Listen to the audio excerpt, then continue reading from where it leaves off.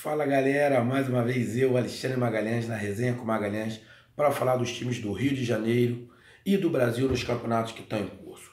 Brasileirão 2018, 20ª rodada, tivemos diversos jogos, está faltando apenas 2 jogos na quinta-feira, não tivemos um jogo, foi Atlético Paranaense e Chapecoense pelo fato do tempo, Atlético Paranaense não conseguiu chegar. Chapecó e Ceará e Santos já tinha tido esse jogo. Ou seja, então hoje tivemos aí 6 jogos. Tivemos a derrota do Botafogo para o Palmeiras. O Palmeiras ganhou de 2-0. Tivemos o São Paulo empatando com o Paraná em 1-1. Tivemos o Inter ganhando fora de casa do Bahia por 1-0. Inter.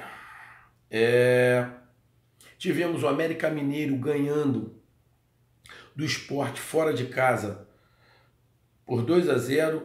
Teve o empate do Grêmio.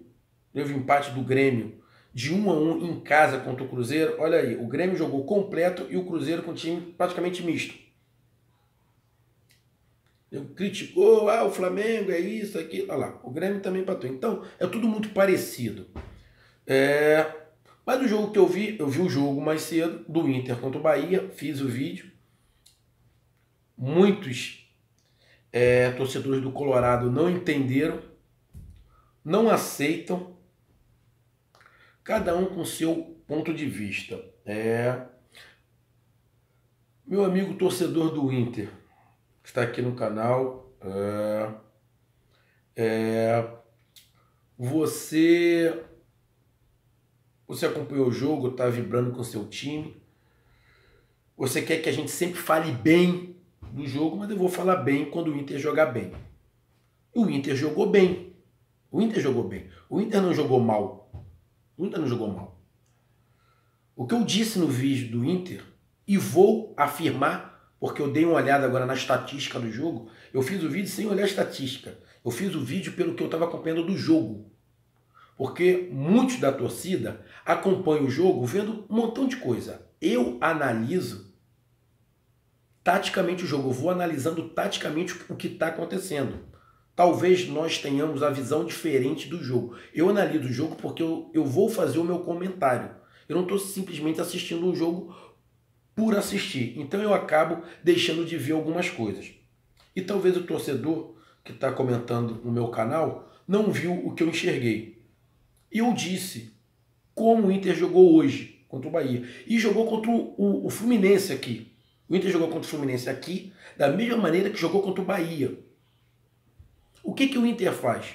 O Inter puxa o adversário para cima para poder trabalhar em bolas longas.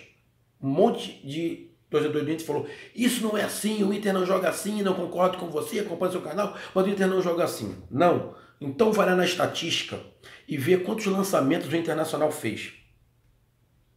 48 lançamentos no jogo. 48. 16 lançamentos certos e 32 lançamentos errados.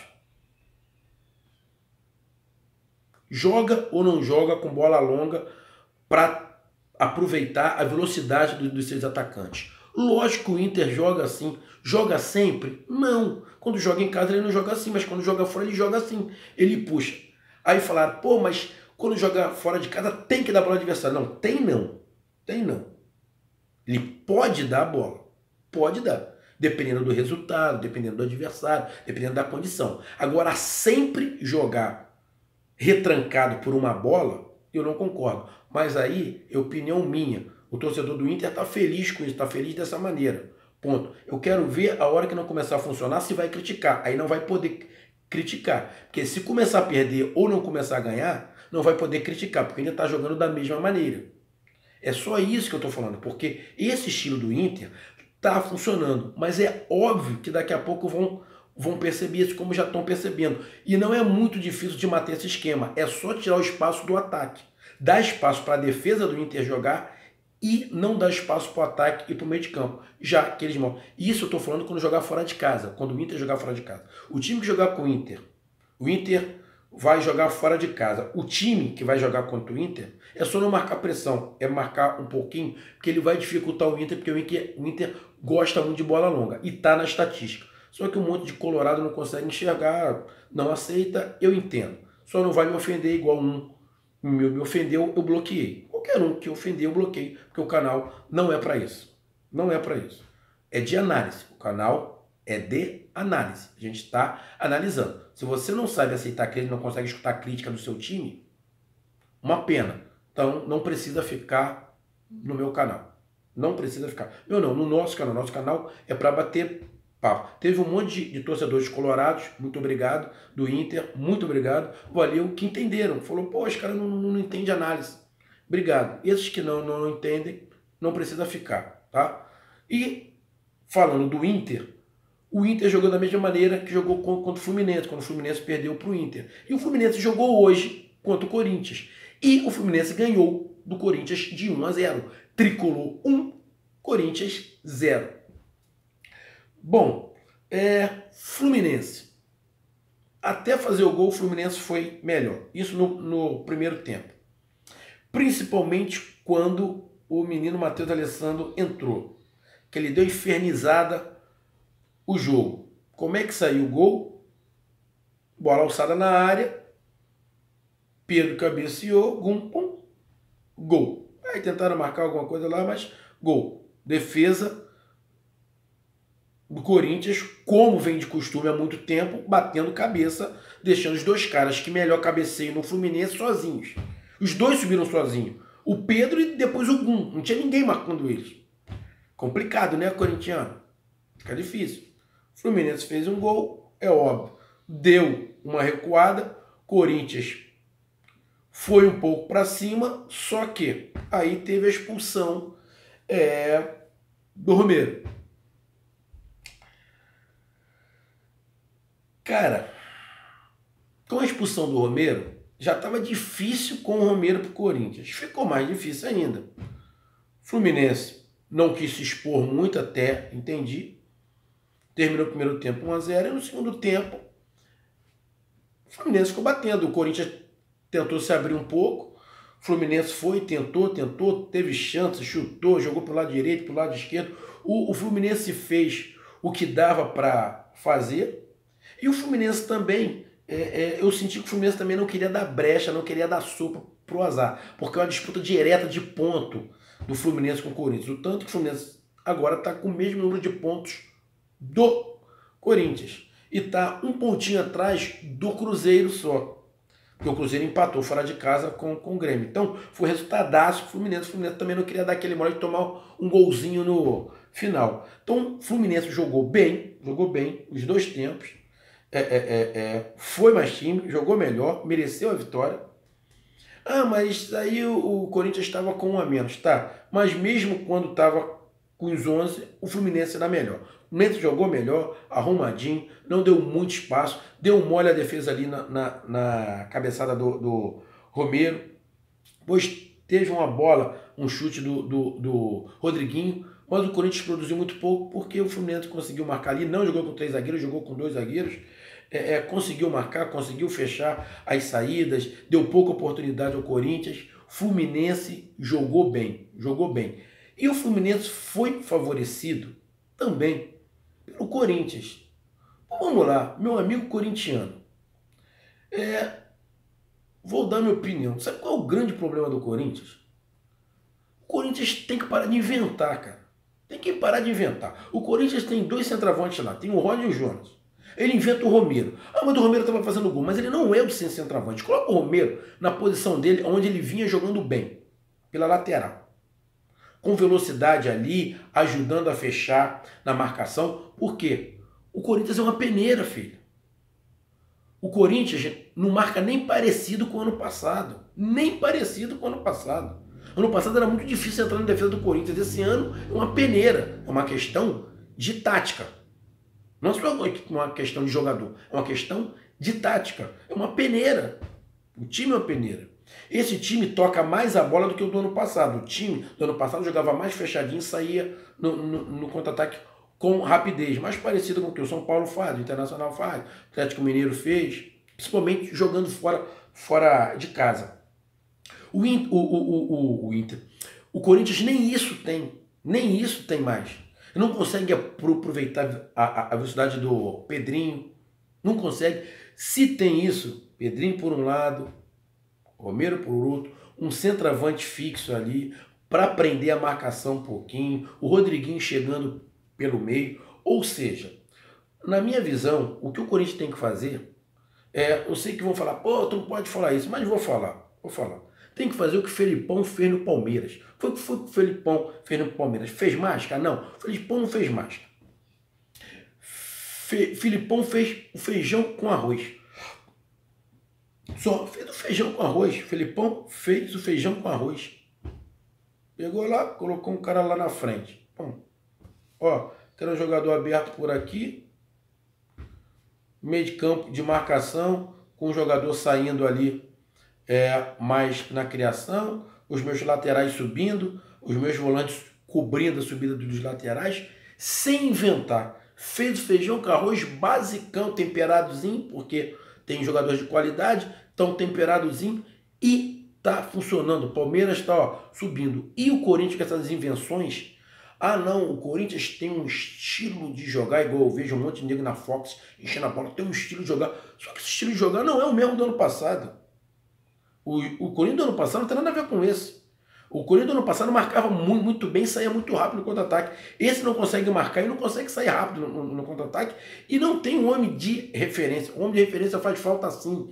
Aí teve um corintiano que entrou aqui no canal e falou, poxa, mas o Grêmio ganhou assim. Pô, mas olha quantos times ganham algum título sem um homem de referência. O Corinthians ano passado mesmo ganhou e tinha um homem de referência. Então, ganhar sem um homem de referência não é regra, é exceção.